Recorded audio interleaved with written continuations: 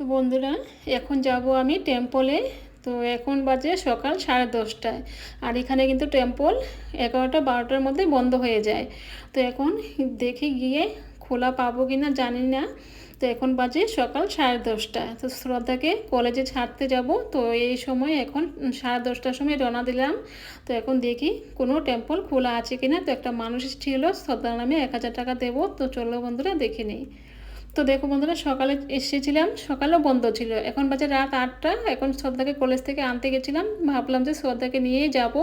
তো এখনও দেখি অনেক মন্দির বন্ধ হয়ে গেছে। তো যাক, অনেক খোঁজাখুঁজি করার পরে একটা মন্দির খোলা পেলাম।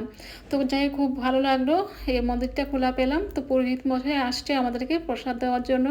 আর এখানে কিছু মিষ্টি কিনেছিলাম, আর মিষ্টি আর টাকাটা দিয়ে চলে আসলাম। তো পুরোহিত মশাই আমাকে শ্রদ্ধাকে চাল দিয়ে আশীর্বাদ করলো। তো তোমাদেরকে দেখিয়ে দিলাম। তো আজকে এই পর্যন্ত, টাটা, বাই।